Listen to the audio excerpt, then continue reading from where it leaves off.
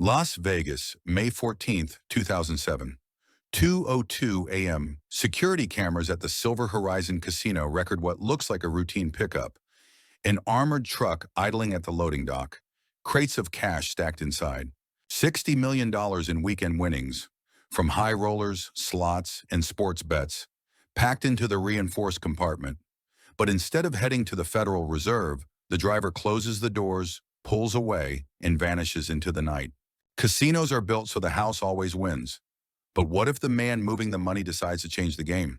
Before we dive deep into one of the most audacious heists in American history, hit that subscribe button, drop a like if you're ready for a wild ride, and tell me in the comments what city you're watching from. Trust me, you're going to want to stick around for this one. To understand how $60 million can vanish overnight, we need to go back to the beginning. Back to a man named Michael Torres. Michael Torres was 36, a former Marine, and the kind of man people forgot 5 minutes after meeting. In armored car work, being invisible was an advantage. For 5 years, he drove for Secure Transport Solutions, moving millions in casino earnings every night. Bellagio, Caesars, MGM Grand, Silver Horizon.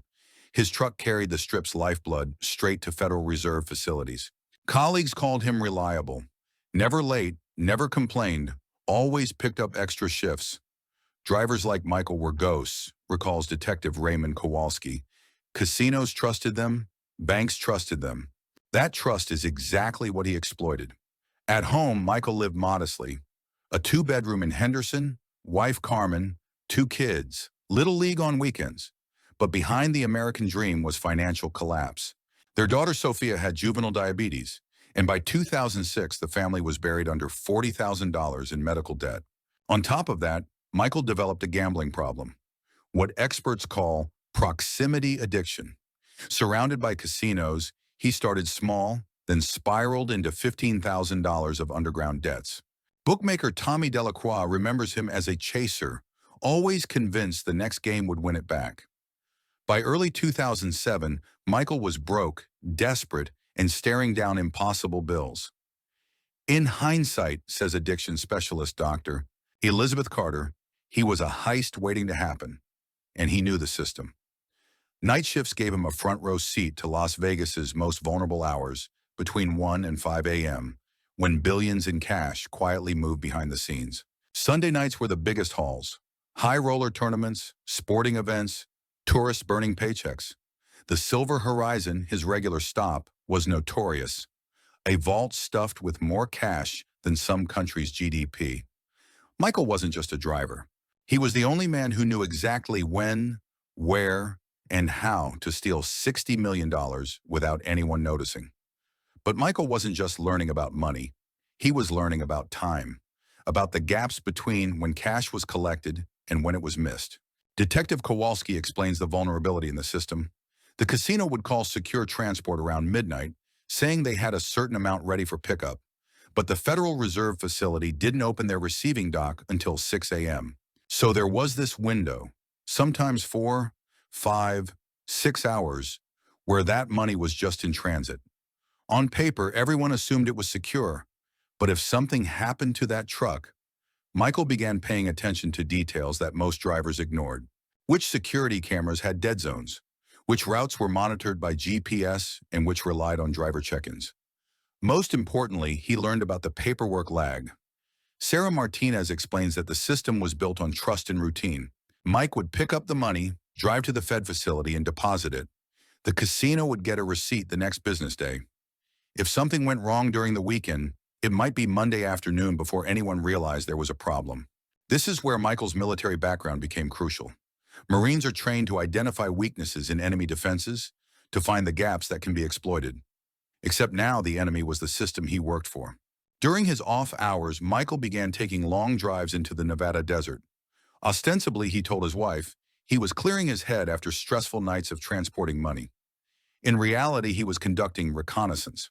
40 miles northeast of Las Vegas, past the sprawling suburbs and trailer parks, the landscape becomes truly desolate. It's here, among the Joshua trees and abandoned mining claims, that Michael discovered something interesting. Small industrial facilities, originally built to service the area's brief mining boom in the 1990s, sat empty and forgotten. For a few $100s a month, paid in cash with minimal paperwork, a person could rent a warehouse large enough to hide an armored truck. The property manager at Desert Vista Storage, speaking anonymously, remembers the renter well. Guy paid 6 months up front, said he was starting a moving company, needed somewhere to store equipment. Nothing unusual about that. Half their renters were guys starting small businesses. But Michael wasn't planning to start a moving company. He was planning the largest cash theft in Nevada history, and he had figured out exactly when to do it. May 12, 2007. The MGM Grand Garden Arena was hosting what fight promoters were calling the fight of the century, a heavyweight championship bout that had drawn high rollers from around the world. Las Vegas was buzzing that weekend. Hotel rooms that normally went for $200 were selling for $2,000. The casinos were expecting this to be one of the biggest gambling weekends in Vegas history. It was exactly the kind of weekend Michael had been waiting for. Frank Morrison explains that when you've got a major event like that, the cash flow is insane. People are betting on everything, not just the fight, but every round, every punch thrown. The sports books are taking action at levels they'd never seen before. By Sunday, May 13, the Silver Horizon Casino was sitting on a cash mountain. Their vault, designed to hold a maximum of $20 million, was stuffed with nearly $30 million in small bills. Standard procedure was to arrange for multiple pickups during high-volume weekends, but a scheduling conflict with Secure Transport had delayed the Sunday night collection, which meant that when Michael Torres showed up at 2 a.m. on Monday morning, he wasn't collecting the usual $3 to $5 million. He was looking at the biggest single pickup of his career. Detective Kowalski notes that the casino manager later told investigators they'd never had that much cash in one place before. Under normal circumstances, they would have insisted on multiple trips, maybe even multiple drivers. But they trusted Mike. He'd been handling their transfers for 3 years without a single incident. Trust. It always came back to trust. Michael arrived at Silver Horizon right on schedule. The security footage shows him backing up to the loading dock with the same casual precision he'd demonstrated hundreds of times before. He gets out of the truck, exchanges pleasantries with the night security supervisor, and begins the loading process. Crate after crate of bundled cash, each bundle containing $10,000 in mixed denominations, each crate holding 50 bundles, 24 crates total, $12 million. But the security footage doesn't show what Michael knew. This was only the first load. The casino supervisor, speaking anonymously by phone, explains that they had so much cash that night, it was going to take 2 trips. Mike loaded up the first batch, $12 million, and was supposed to come back for the rest after making the Federal Reserve deposit. That was the plan. The cameras show Michael securing the truck's armored doors, signing the transfer documentation, and getting back into the driver's seat. Everything appears completely normal, but Michael Torres was no longer thinking like a trusted employee. He was thinking like a thief, and he had just realized that nobody would expect him back for at least 3 hours. At 2:04 a.m., Michael Torres drove away from the Silver Horizon Casino for the last time. In the back of his truck, $12 million in cash. But he wasn't done yet, because Michael had figured out something that would turn a good robbery into a legendary one. Monday morning, 2:15 a.m. While most of Las Vegas slept, Michael Torres was about to make the most important decision of his life. The route to the Federal Reserve facility was burned into Michael's muscle memory. Down Las Vegas Boulevard, east on Tropicana, north on Paradise Road, 15 minutes in light traffic. He'd made the drive over 1,000 times, but this time, he turned left instead of right. Detective Kowalski explains that Michael's GPS tracker showed him deviating from the normal route at 2:17 a.m.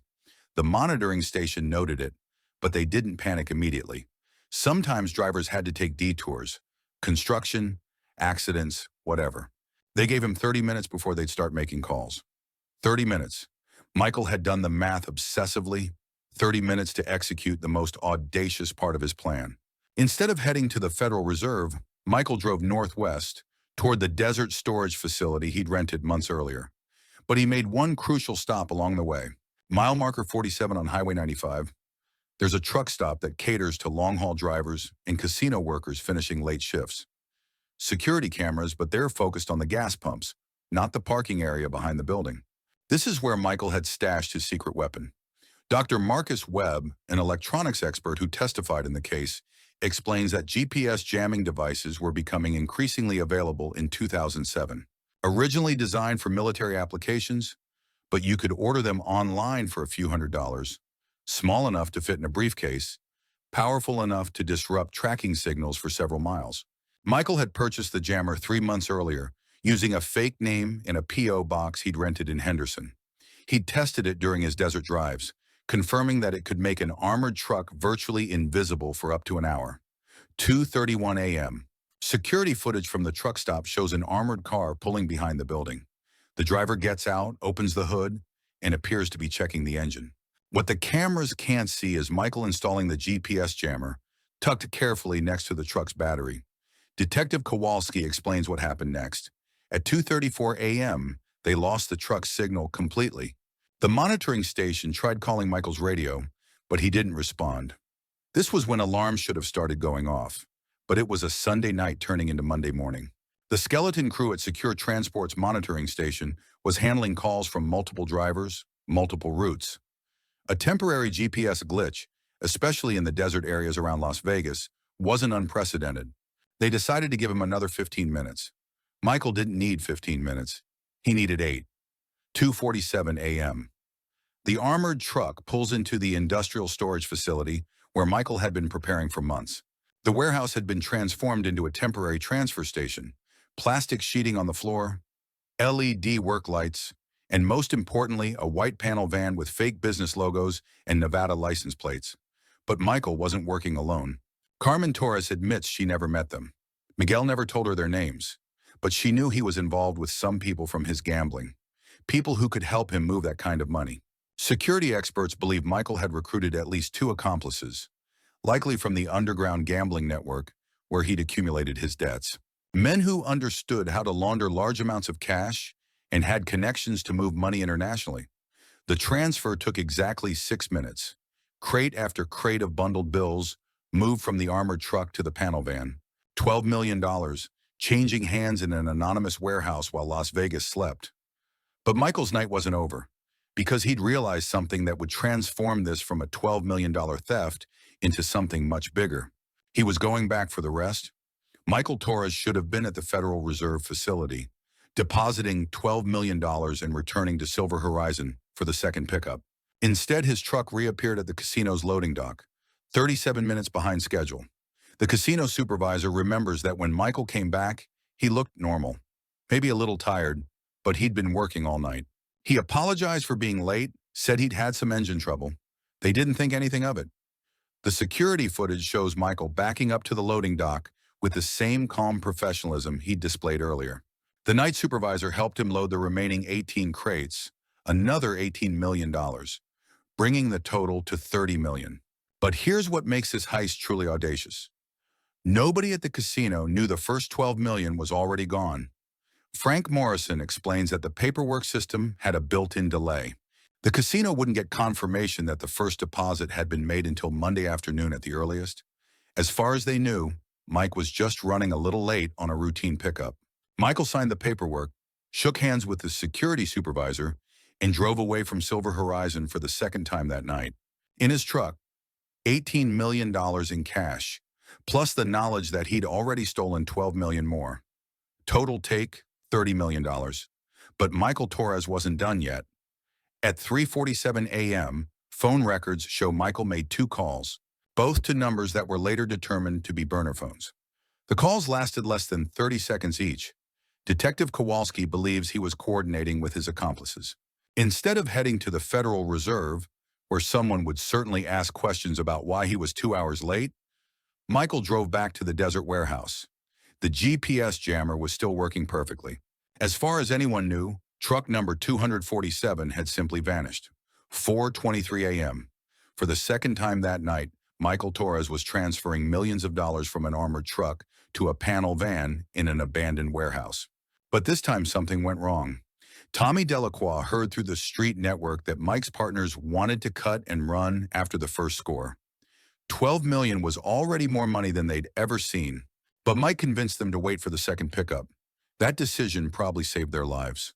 Because while Michael was loading the second batch of money, Secure Transport's monitoring station finally decided to investigate why truck 247 had been off the grid for over 2 hours. The radio chatter was getting frantic. Unit 247, please respond. Michael, if you can hear this, please key your radio. A field supervisor was en route to check the Federal Reserve facility. If the truck wasn't there, they were calling the police. 5:03 a.m. The field supervisor arrived at the Federal Reserve facility. No armored truck, no Michael Torres. No deposit had been made. 5:07 a.m. The first 911 call was placed. 5:15 a.m. Las Vegas Metro Police issued a BOLO alert for armored truck 247 and driver Michael Torres. 5:22 a.m. The truck was found. Detective Kowalski describes the scene. It was parked behind a Denny's restaurant about 12 miles from the Silver Horizon. Engine still warm, keys in the ignition, driver's door standing open. Like whoever was driving just stepped out and walked away. But the truck wasn't just abandoned. It was completely empty. $30 million in cash had simply vanished. And so had Michael Torres. By 6 a.m., the story had broken. By 7 a.m., it was national news. By noon, it was international. Special Agent Diane Murphy from the FBI's Las Vegas field office explains that this was immediately classified as a federal crime. Armored car robbery, transportation of stolen property across state lines, money laundering, they threw everything at it. Within 12 hours, they had over 40 agents working the case. The FBI's initial theory was that Michael had been the victim of a carjacking or kidnapping. Armored car drivers were occasionally targeted by organized crime groups, and $30 million was certainly worth killing for. But as investigators dug deeper, that theory began to fall apart. Agent Murphy explains that they pulled Michael's financial records, his phone records, his credit cards.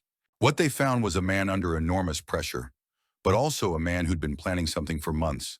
The rented warehouse, the GPS jammer, the carefully timed route deviations. This wasn't a crime of opportunity, it was a meticulously planned heist. The first major break came 18 hours after the theft. Security cameras at McCarran International Airport captured footage of a man matching Michael's description, boarding a red-eye flight to Miami. Agent Murphy explains that the passenger manifest showed a Miguel Torres, close enough to Michael's real name that it could have been a clerical error, but different enough to avoid immediate detection. The man paid cash for the ticket and had no luggage. By the time FBI agents reached Miami, the trail had gone cold.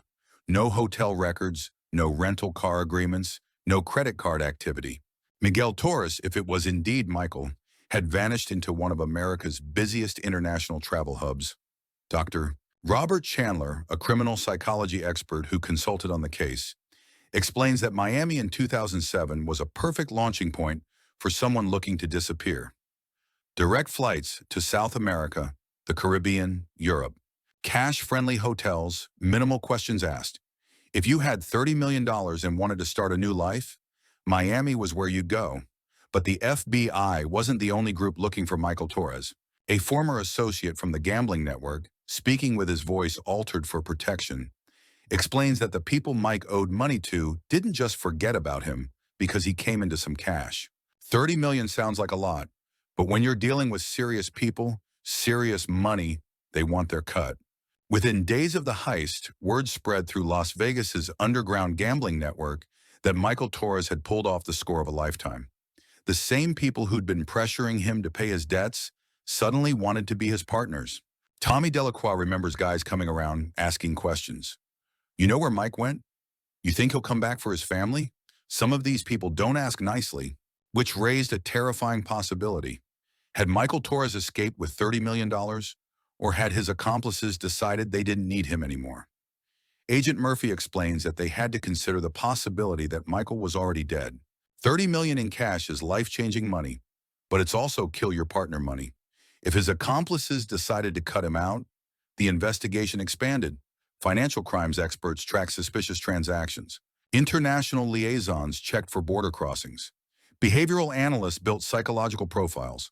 But Michael Torres, alive or dead, remained a ghost. Carmen Torres describes those early weeks as a nightmare. The FBI came to the house every day for 2 weeks. They were convinced Miguel was going to contact them, maybe send money for Sophia's medical bills. They tapped their phones, watched their mail, followed her to work. She kept telling them, if he was alive, if he had that money, he would have found a way to help his daughter. As weeks turned into months, the investigation began to shift focus. If they couldn't find Michael Torres, maybe they could find his money. $30 million in cash doesn't just disappear. It has to go somewhere, be laundered somehow, converted into something that doesn't scream stolen from a casino. Financial crimes specialist Janet Wong, who worked the case for the FBI, explains that in 2007, moving that much cash internationally was still possible, but it required serious connections. You needed people who could break it down into smaller amounts, who had legitimate businesses to run it through, who understood how to avoid reporting requirements. The FBI began mapping Michael's known associates, focusing on the gambling network where he'd accumulated his debts. What they found was a web of small-time bookmakers, underground poker games, and loan sharks. Hardly the sophisticated financial criminals needed to launder $30 million. Agent Murphy explains that they arrested 7 people in the first 6 months. Guys who'd taken bets from Michael, guys who'd loaned him money, guys who claimed they knew where he'd gone. But none of them had the resources or connections to move that kind of money. The investigation expanded internationally. Banking records from the Cayman Islands, Switzerland, Panama, anywhere wealthy Americans traditionally hid money. Interpol issued alerts. Financial intelligence units in 12 countries began monitoring suspicious transactions. Nothing. Dr. Chandler points out one of the challenges with this case. $30 million, while substantial, isn't necessarily buy a private island money. Someone with that amount could live very comfortably for decades without drawing attention. A nice house, a decent car, conservative investments, they could disappear into the upper middle class of any major city. But investigators were also tracking another possibility, that the money had never left Las Vegas. Detective Kowalski explains that they started looking at cash purchases made in the months after the heist. Houses, cars, businesses, anything that might have been bought with stolen casino money. What they found was interesting. In the 6 months following Michael's disappearance, Las Vegas had seen an unusual spike in cash real estate transactions. Properties bought by shell companies, limited liability corporations with minimal paperwork, buyers who seemed to have no verifiable source of income. One purchase in particular caught investigators' attention. A 4,500 square foot house in an upscale Henderson neighborhood, bought for $1.2 million in cash by a company called Desert Sunrise Holdings, LLC. The company had been incorporated in Delaware just 3 weeks after the heist. The register agent was a Las Vegas attorney who specialized in privacy-focused business formations. The actual owner was hidden behind layers of legal entities. A real estate agent involved in the transaction, speaking anonymously, remembers that the buyer was very specific about wanting privacy. Gated community, security cameras, minimal neighbors. They paid cash, no financing, closed in less than 2 weeks. She never met the actual owner. Everything went through the lawyer. But when FBI agents finally got a warrant to search the property, they found it empty. No furniture, no personal belongings, no evidence that anyone had ever lived there. Agent Murphy describes it as like someone had bought $1 million house as a storage unit, then changed their mind. Or maybe they were planning to come back and never got the chance. The investigation was reaching a dead end. No Michael Torres, no accomplices, no money trail. After 18 months of intensive investigation, the FBI had more questions than answers. Was Michael Torres living under a new identity in some tropical paradise? Had his accomplices killed him and split the money? Was he buried in the Nevada desert, another victim of Las Vegas's dark side? The case officially remains open, but active investigation ceased in 2010. Michael Torres is still wanted by the FBI, and there's still a $100,000 reward for information leading to his capture.